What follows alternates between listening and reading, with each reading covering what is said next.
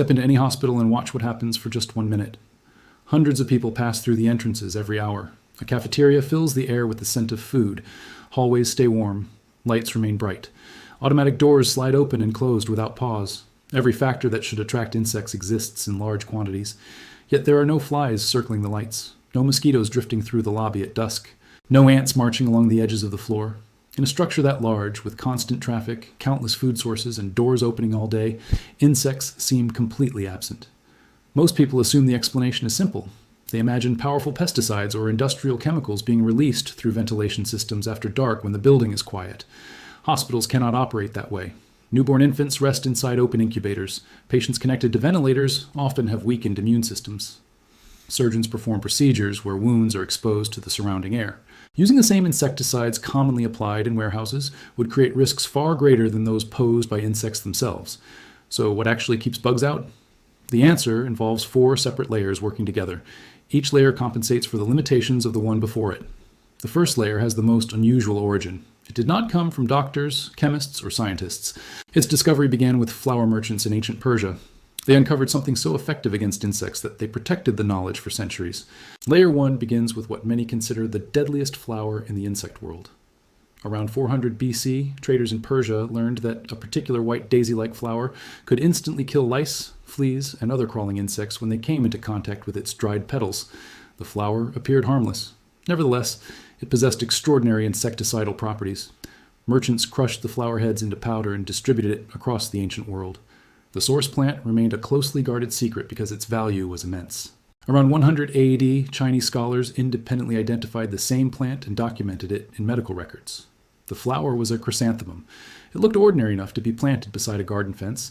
White petals surrounded a yellow center, and its fragrance was mild. National Geographic later described it as the deadliest flower in the insect world. Even today, it is cultivated commercially in the highlands overlooking Kenya's Great Rift Valley. Inside the yellow center is a compound called pyrethrin. For insects, the effect is immediate. It attacks the nervous system, causes violent muscle contractions, and ultimately results in paralysis. Yet the same flower poses little danger to the workers harvesting it. By the middle of the 19th century, a merchant from Munich named Johann Zachary transformed this ancient discovery into one of Europe's earliest mass-market insect control products.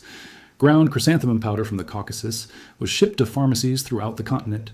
Then, during the 1970s, chemists developed a synthetic version that remained effective for weeks, rather than hours. The new compound was named permethrin. One statistic stands above all others. Permethrin is 2,250 times more toxic to insects than to humans. Human livers can break it down within minutes. Insects have virtually no ability to do the same. After drying on a surface, it becomes invisible and odorless, while remaining deadly for up to 90 days. A bottle of concentrated solution typically costs between $10 and $15. One bottle can produce enough mixture to treat every doorway in a hospital for 3 months. The expense per entrance amounts to only pennies. Maintenance staff routinely apply it around door frames, window edges, and thresholds. Any insect crawling across those treated areas absorbs the compound through its body and usually dies within hours. What began in a Persian flower garden was expanded by a Bavarian merchant, and refined by modern chemistry, now sits unnoticed around hospital entrances everywhere. The cost is lower than a cup of coffee. That is the first layer. But it has a weakness. Permethrin only affects insects that touch treated surfaces. A fly that passes directly through an open doorway may never make contact with the frame. Hospitals have doors opening constantly. Emergency departments, ambulance bays, and busy lobbies experience non-stop traffic throughout the day. So how do you stop insects that simply fly inside? The second layer relies on the building itself. Have you ever entered a hospital and noticed a faint stream of air pushing toward you as the doors opened? That was not merely air conditioning. The entire building was pushing air outward. Hospitals are designed around a concept ventilation engineers call positive air pressure. More air is pumped into the structure than is removed. As a result, the pressure indoors remains slightly higher than outside. Whenever a door opens, air naturally moves outward rather than inward. The building continuously exhales through entrances, cracks, and thresholds every hour of every day. Consider what that means for a fly. A housefly generates approximately 1/1000th of a newton of thrust while flying. The outward airflow at a hospital entrance exceeds that force. The insect struggles against a current stronger than its own ability to advance. In practical terms, it is attempting to move upstream through air it cannot even sense. The same principle becomes even more important inside operating rooms.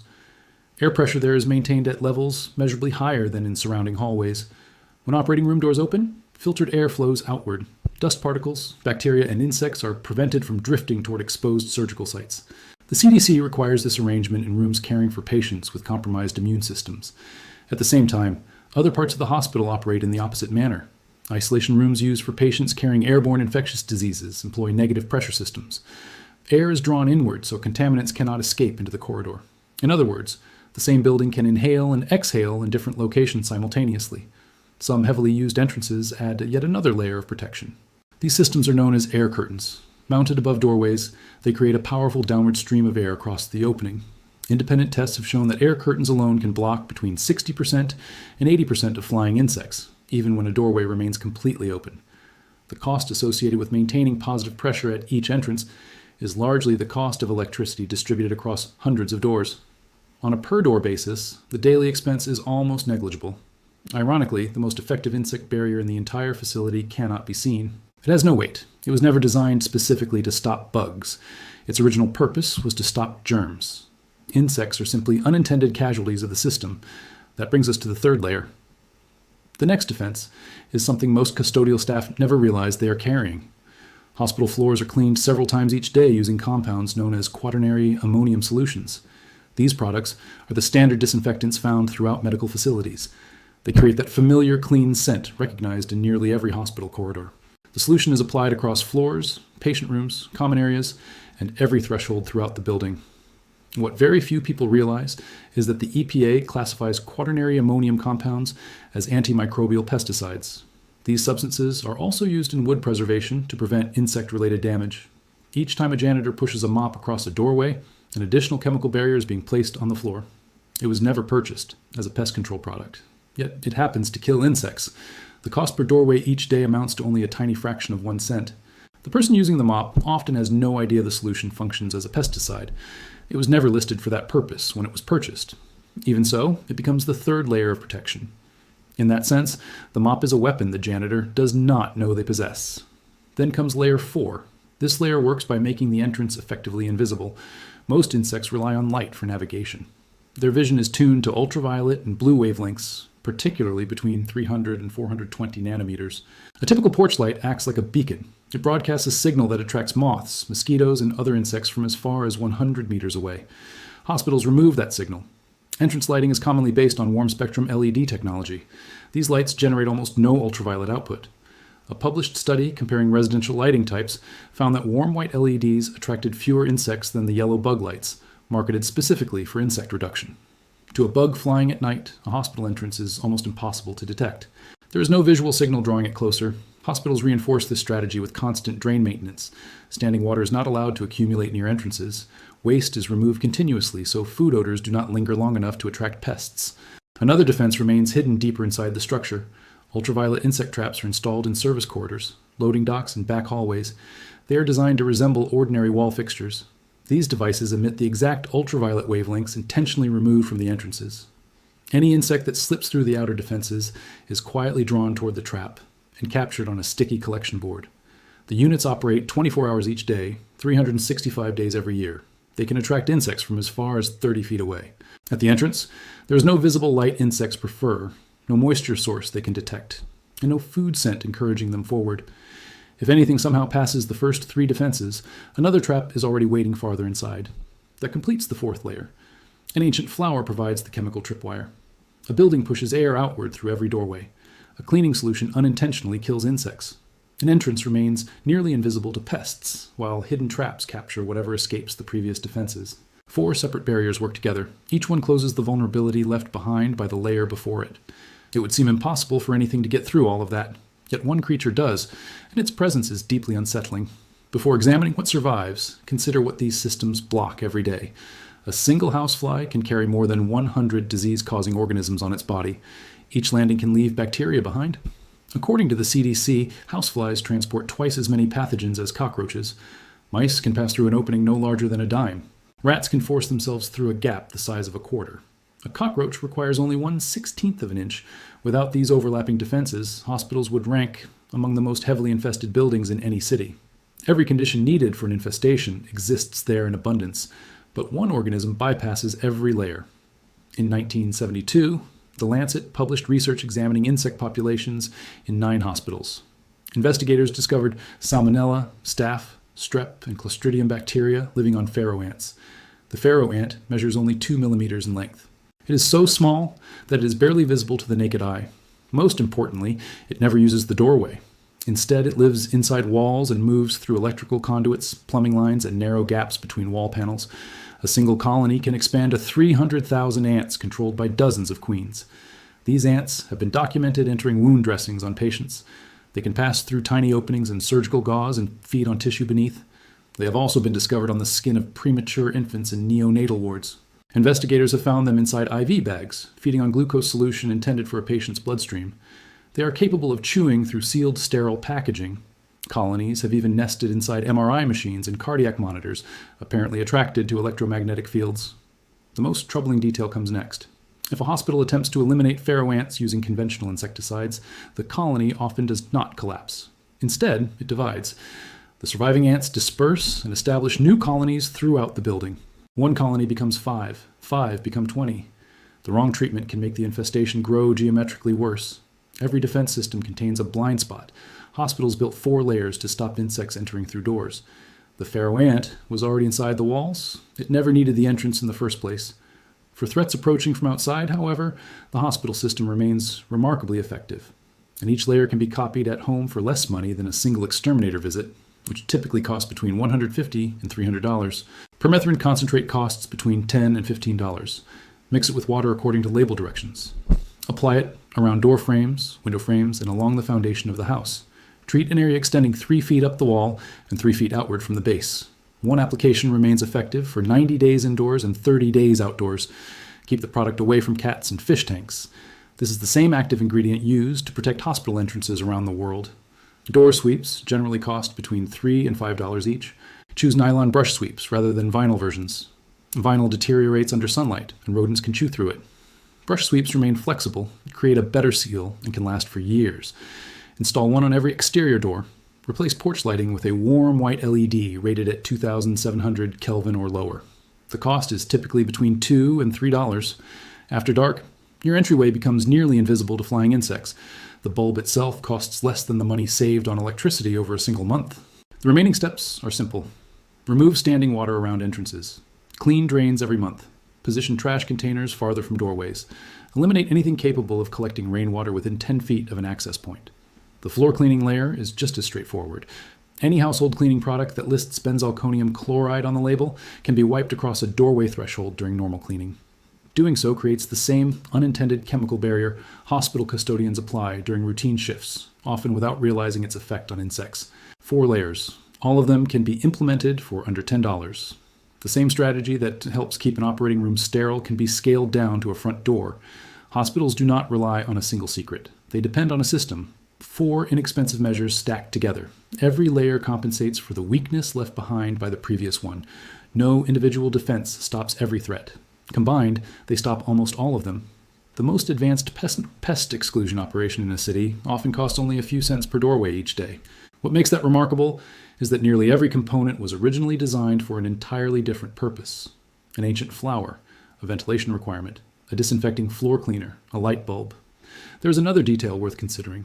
These 4 layers were never designed as one coordinated package. Nobody sat down and decided to combine a Persian agricultural discovery, a ventilation engineering practice, an unintended characteristic of a cleaning product, and modern lighting technology to build the most effective passive insect barrier on Earth. The system emerged gradually. Each layer entered the process for a separate reason. The pest control benefit appeared afterward. Permethrin was created because chemists wanted a synthetic version of a natural compound that would remain effective longer. Positive air pressure standards were established because infection control experts needed protection against airborne bacteria reaching surgical wounds. The cleaning solution was formulated to destroy pathogens rather than insects. LED lighting was adopted because hospitals wanted lower energy consumption and longer bulb lifespan. 4 unrelated decisions. 4 different problems. Layered together, they unintentionally produced one of the most successful large-scale insect exclusion systems ever implemented. That pattern appears repeatedly in engineering. A complete solution rarely comes from one person solving everything at once. More often, smaller solutions accumulate over time until they create something none of the original inventors expected. The Persian flower merchants of the 4th century BC were not thinking about infection control inside hospitals. Their concern was lice. The engineers responsible for CDC ventilation guidelines were not focused on flies. They were trying to reduce infection rates after surgery. Yet the final result is a system capable of keeping a building full of food, heat, moisture, and human activity almost entirely free of insects, while spending only a few cents per door each day. That observation leads to an interesting question. How many problems already have solutions hidden inside technologies designed for completely different purposes? How many pieces simply have not been assembled together yet? There is also a broader lesson hidden inside what hospitals do. Security professionals have a name for it: defense in depth. The idea is simple. Never trust a single barrier to stop a threat. Instead, create several independent layers that operate through different mechanisms. If one layer fails, the entire structure does not fail with it. The hospital insect control system is a perfect example. Permethrin targets insects that land on treated surfaces. Positive air pressure stops insects attempting to fly through openings. The floor cleaning layer affects anything crossing a threshold at ground level. Lighting changes remove the attraction signal before insects even arrive. The ultraviolet traps inside the building serve as a final capture system for anything that defeats the outer defenses. If the permethrin degrades, if a treatment cycle is missed, or if heavy rain washes away protection around a doorway, positive air pressure continues working. If the pressurization system experiences a maintenance problem, the chemical barrier from floor cleaning remains. If lighting is disrupted, interior traps still operate. No single failure point can bring down the entire defense. This explains why homeowners who depend on one can of insect spray often find themselves fighting the same problem repeatedly. One barrier means one failure mode. One treatment expires and protection disappears. One crack in a foundation bypasses the entire defense. The hospital approach is different. Apply several thin layers consistently instead of one major intervention occasionally. Each layer costs very little. Together, they cost less than a professional exterminator visit and continue working for months. The ancient Persians possessed part of the answer. Ventilation engineers contributed another part. The janitorial supply industry held at peace without realizing it. Lighting manufacturers were not thinking about insects at all. 4 separate streams of knowledge eventually intertwined around a single challenge. The same principle works almost anywhere, at home, at work, in any environment where keeping something out matters. Build multiple layers, keep them inexpensive, make each one function through a different mechanism.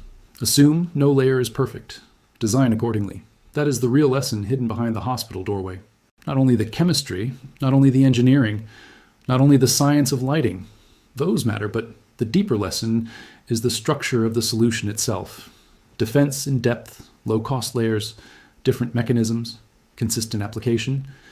The cleanest buildings in the world did not become that way because they discovered one perfect answer. They achieved it by stacking many imperfect answers together until the gaps between them nearly disappeared. If you found this breakdown useful, share it with someone who enjoys practical solutions backed by real-world engineering. More stories like this are coming, each focused on hidden systems, overlooked innovations, and the surprising ideas that quietly solve everyday problems. Please leave your thoughts about this content in the comments below. Thanks for watching. See you in the next one.